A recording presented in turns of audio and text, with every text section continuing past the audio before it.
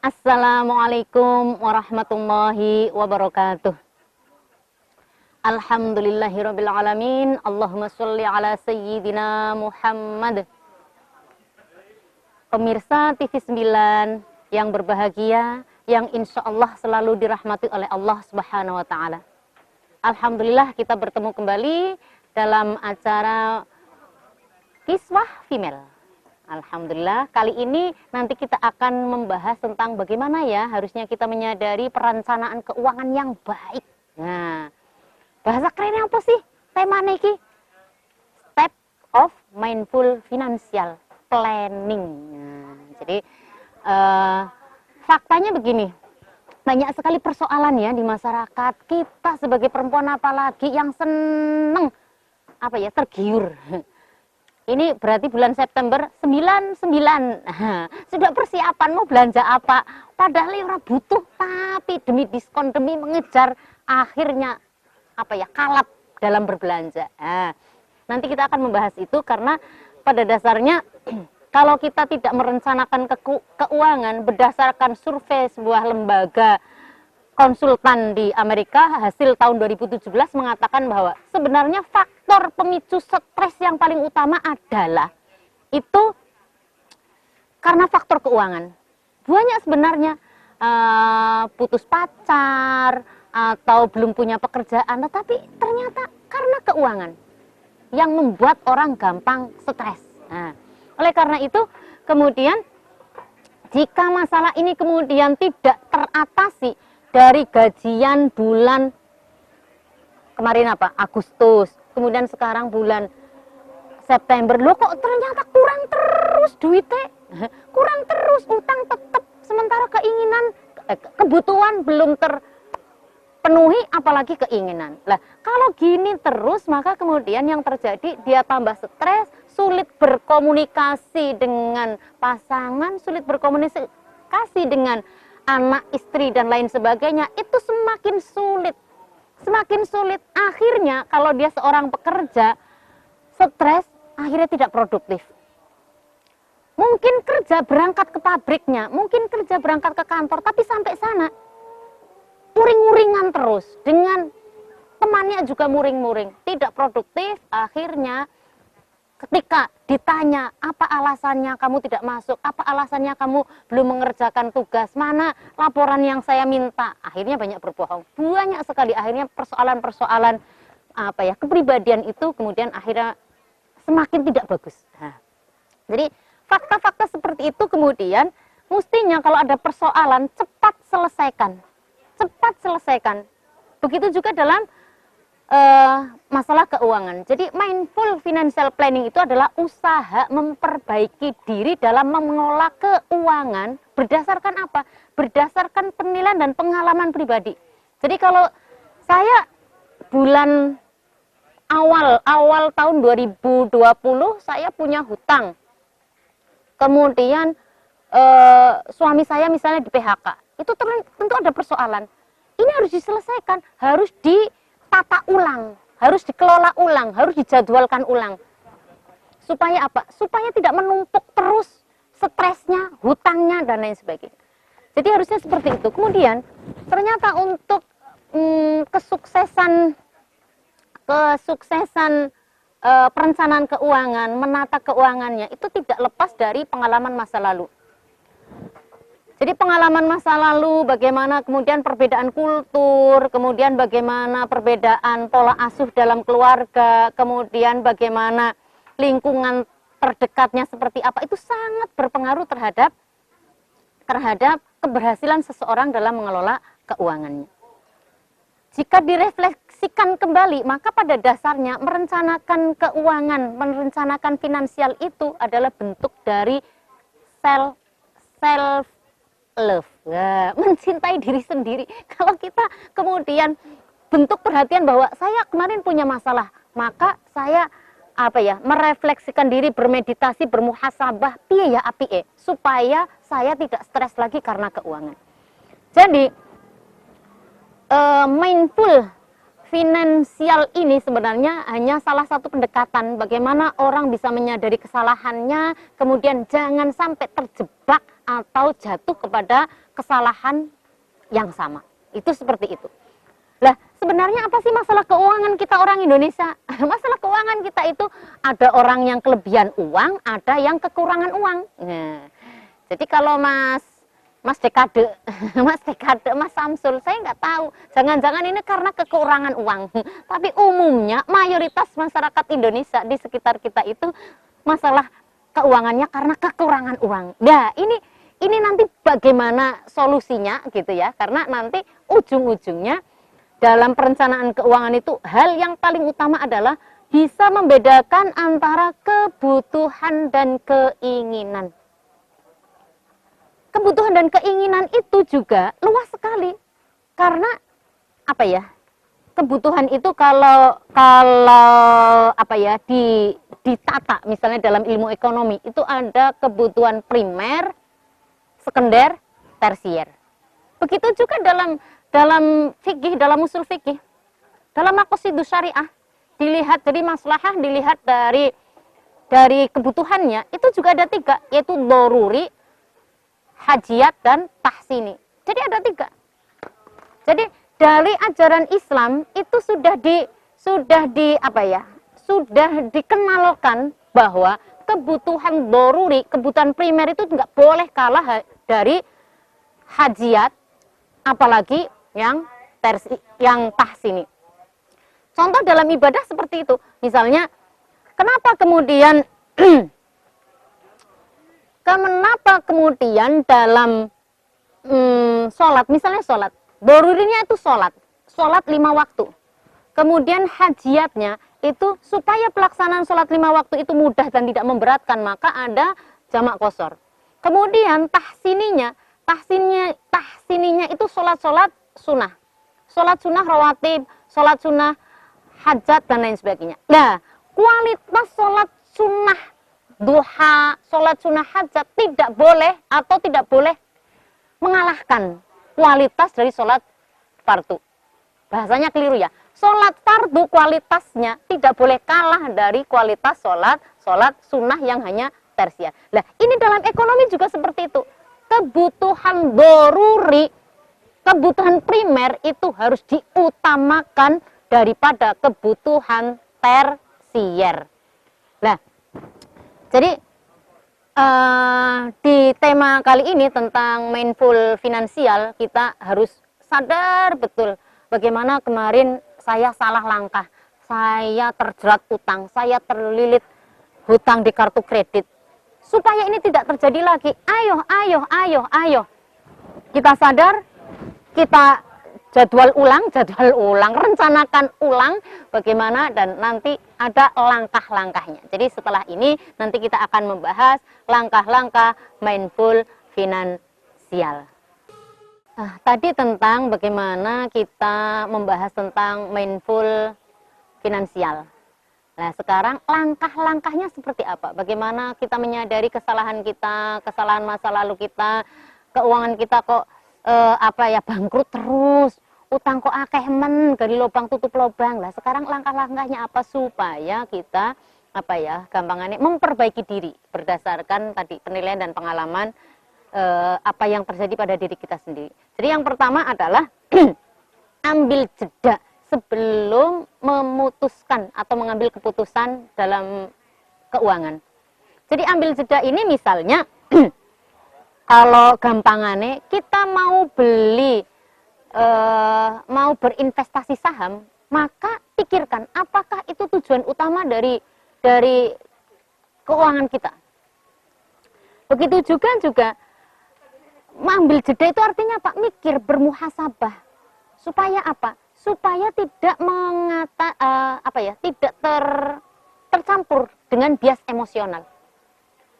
Orang-orang yang punya masa lalu kurang baik, pola asuh yang kurang baik, bagaimana dia mungkin dulu pas sekolah orang pernah disangoni karena mungkin keterbatasan, atau mungkin dia anak angkat atau anak tiri yang kemudian kurang mendapat perhatian dari keluarganya, itu pasti akan berpengaruh. Apalagi kalau kemudian dia kemarin itu kerja, tapi gajinya itu nggak lancar, itu juga pasti akan berpengaruh. Nah, hal-hal seperti ini harus diperhatikan. Jadi misalnya mau membeli baju juga seperti itu. Apakah ini memang dibutuhkan? Itu harus dipikirkan. Kemudian langkah yang kedua adalah membuat money diary, semacam jurnal keuangan. Di sana tertulis juga, misalnya dicatat, saya tertipu bisnis, marah saya karena tertipu bisnis, karena saya terlalu percaya, atau kepercayaan saya ternyata dikhianati oleh teman saya. Kemudian di situ juga tercatat, saya itu paling bahagia kalau teman saya memberi pinjaman. Hal yang paling membuat saya sedih seperti ini. Nah, dalam money diary tersebut itu juga ditulis apa saja yang membuat kita bahagia, apa saja yang membuat kita susah karena persoalan finansial tadi. Jadi ini penting untuk, jadi di jurnal keuangan ini ditulis kira-kira apa yang akan kita capai dalam bulan ini. Ini penting untuk mengantisipasi hal-hal yang yang akan terjadi. Jadi seorang misalnya pekerja tidak tetap, artinya gajinya itu tidak tetap. Ini harus mempunyai harus punya jurnal keuangan, karena bahaya banget kalau sampai kemudian ternyata pas wayahe lagi ora kerja, ternyata ada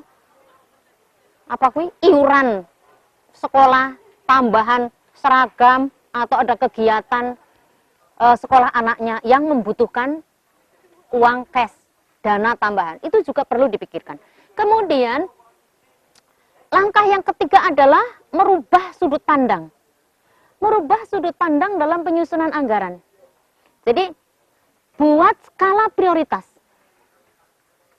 Kebutuhan kita, ini belum keinginan ya, kebutuhan kita wakih banget. Tetapi dalam setiap bulan itu harus diprioritaskan. Ojo akeh-akeh. Jadi misalnya 3, tapi kebutuhanku akeh, Bu. Ono pengen mulai cicilan rumah, ono pengen nyicil mobil, keterlaluan ya. Gaya hidupnya keterlaluan.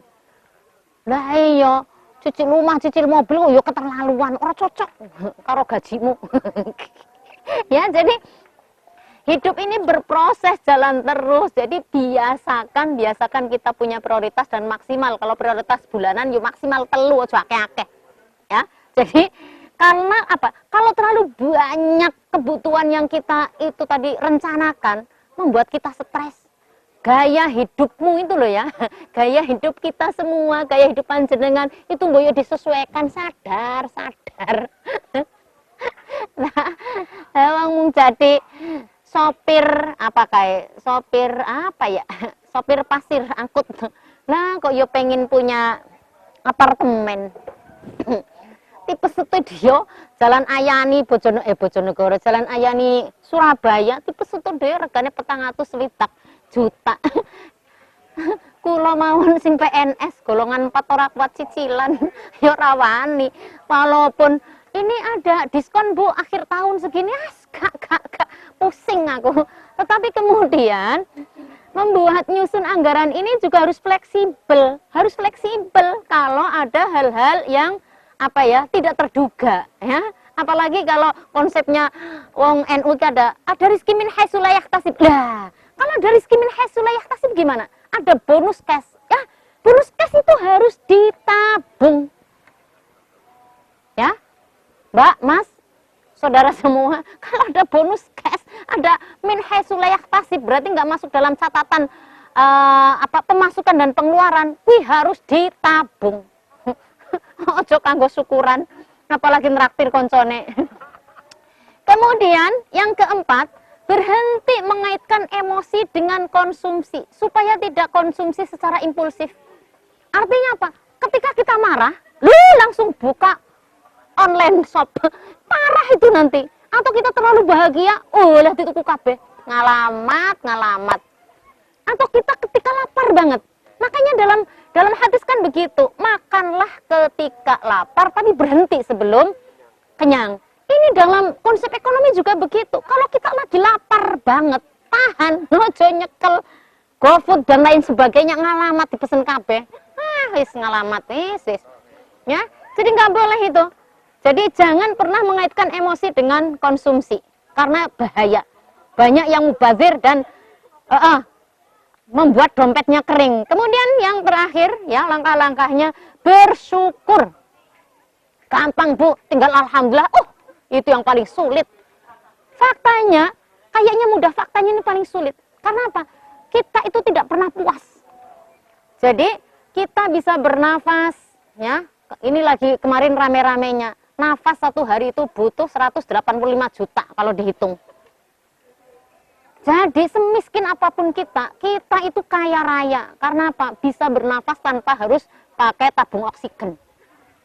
Bisa makan enak itu karena panjenengan tidak kena COVID. Bisa mencium temennya kayak gitu juga karena COVID. Jadi fabi ayyi ala'i rabbikuma tukadziban, nikmat Tuhan mana lagi yang kau dustakan. Jadi wa in ta'adzana rabbukum la in syakartum la azidannakum wa la in kafartum inna azabi lasyadid. Pinter. Ibrahim ayat 7. Jadi kalau kita bersyukur insya Allah ditambah nikmatnya oleh Allah. Tetapi kalau kita kufur nikmat, maka siksa Allah itu sangat pedih. Jadi begitu ya langkah-langkahnya. Tolong jangan jangan boros, tapi hemat juga, jangan terlalu pelit supaya imbang. Pemirsa TV 9 yang berbahagia, kalau tadi tentang langkah-langkah mindful finansial, sekarang tips ya, ini penting banget supaya tidak terjebak dengan impulsif buying. Nah, apa sih impulsif buying itu? Membeli bukan karena kebutuhan, tapi karena insting, karena emosi, spontan. Jadinya boros semuanya dibeli. Lah tipsnya gimana supaya kita terhindar dari itu? Yang pertama, periksa isi lemari. Jadi periksa isi lemari, isi kulkas ya. Ini ibu-ibu tuh kalau mau belanja, ya nang Shopee, Lazada, Tokopedia. Ada iklan apa niku? Baju. Loh. Atau niki apa ki? Kerudung ya, jilbab. Kalau saya jilbabnya kebetulan gratis. Gratis. Ya. Itu pasti panas mata. Itu nggak bisa. Karena apa? Ya itu tadi, karena pengen sampai kemudian bajunya banyak banget, mubadir banget. Begitu juga isi kulkas, harus selalu dilihat. Nah, sing masak orang lain, yang belanja panjenengan, tuan dan nyonya. Yang alamat. Jenenge tomat nganti 5 kilo nang kulkas. Ya, jangan seperti itu. Jadi ketika mau membuat wishlist ya, daftar keinginan, itu harus melihat dulu. Jadi misalnya mau menulis, saya mau beli jilbab, itu lihat. Karena apa? Saking akehe kerudung hijau ya, semua jenis hijau ada. Nganti 15. Jadi ini tips pertama itu buat wishlist ya. Jadi daftar keinginan. Kemudian dicatat daftar keinginan panjenengan dan sediakan uangnya, dananya tabung. Dan ini kemudian harus komitmen lah ya, konsisten. Dana untuk membeli mobil, mau cicilan mobil, kuwi ya berarti ditabung. Dan kesuwen utang buat DP-nya hutang, ngalamat Mas Samsul ya. DP-nya wis utang, nanti cicilannya utang. Ya, maksimal 30% dari gaji total panjenengan untuk cicilan, segala cicilan utang. Kalau di atas 50% ngalamat panjenengan mumet kayak iso turu. Ya. Jadi itu tadi, kita membuat wishlist ya, daftar keinginan itu harus disesuaikan dengan budgetnya. Membeli barang itu yang ada uangnya, ada dananya. Jangan sampai utang. Ya. Jadi jangan membeli barang yang ada dalam list, yang tidak ada dalam list, apalagi tidak ada anggaran dananya. Ngalamat banget itu. Kemudian tips yang kedua, biasakan belanja dengan membawa catatan belanja. Nih, ibu-ibu, biasanya, jadi kudu nggawa catatan, saya mau ke swalayan. Maka, cek kulkas, cek lemari tempat penyimpanan makanan, cek apa biasa nih kui alat-alat kebersihan, sabun, sampo dan lain sebagainya dicek. Supaya apa? Supaya tidak mubazir. Kemudian setelah dicek, sudah bawa catatan belanja, itu juga bawa uangnya dikira-kira. Kalau biasanya belanja nang swalayan panjenengan cukup dengan 300.000, bawanya 300.000. Ojo 500, ngalamat ngono apa-apa dituku. Ceritanya begitu, oke? Jadi harus seperti itu, harus komit ya, konsisten dengan catatan kita. Kemudian yang ketiga, bayar pakai uang cash. Saya itu orang desa ya. Orang desa ora pernah bayar pakai kartu debit. Ini bukan kredit, kartu debit itu uang-uang kita sendiri. Itu pun tidak disarankan. Karena apa? Kalau kita membayar pakai uang cash, itu tuh ono kroso eman. Ya, jebule ngono tok regane 500.000. Itu ada krosonya begitu. Tapi kalau kita pakainya e-money, pakainya debit, ini debit loh ya, belum kredit ini. Ini bisa bahayakan apa? Ya nggak kerasa, gitu loh. Nggak kerasa berapapun habisnya. Itu yang e-money, uang-uang kita. Debit, kartu, duit-duitnya kita. Apalagi yang pakai kartu kredit.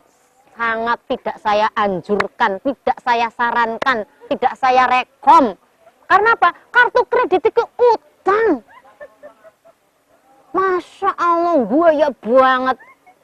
Dikirane itu prestisnya jenengan naik popi kartu kredit gak. Ya, jadi itu tadi tipsnya supaya kita terkontrol dalam belanja itu ya, kalau membayar pakai uang cash. Tapi tidak lepas dari urutan yang pertama kedua loh ya. Kemudian tips yang terakhir adalah beli barang itu harus sesuai dengan kebutuhan. Bukan karena keinginan, dan jangan membeli barang dengan keputusan yang pendek. Keputusan yang pendek itu tadi misalnya, lihat online shop, saja nih apa yang golek, apa ya, apa yang golek, kalau saya golek anggrek. Saya setiap hari di keranjangku lo 100 sampai 200 ya anggrek kabeh. Tapi mung delok tok. Barang kemudian disuruh membahas ini langsung hancur semua keinginanku. Karena aku menyadari betul. Kemarin habis ini diantaranya mindful finansial ya. Jadi ketika saya isoman 10 jenis anggrekku mati. Masa Allah nggak bisa diselamatkan. Aku harus marah kepada siapa coba? Wong bojoku tipes, anakku terakhir cacar, anakku wedok melu positif COVID, nggak ada anak lanang ngurusi kami berempat. Akhirnya, Masya Allah, Gusti, itu contoh kecil. Jadi walaupun mungkin ada uang, tetapi apa ya? Itu tadi sesuatu yang hanya karena keinginan, bukan karena kebutuhan. Kebutuhan iling. Harus ingat bahwa kebutuhan yang paling dasar itu primer dulu, kebutuhan dasar. Kebutuhan dasar itu berarti sandang, pangan, papan, kesehatan, dan pendidikan. Tapi itu pun, misalnya sandang tadi, itu juga kan ada yang primer, ya. Jadi semoga kita semua terhindar dari belanja yang tidak penting, eling. Jadi harus membuat daftar keinginan, daftar belanja disesuaikan dengan periksa isi lemari dan kulaskas bagaimana. Kemudian yang kedua, biasakan bawa catatan belanja dan paskan uang yang dibutuhkan untuk belanja, bayar pakai uang cash dan beli barang sesuai dengan kebutuhan. Terima kasih, semoga bermanfaat. Wallahul muwaffiq ila aqwamit thoriq.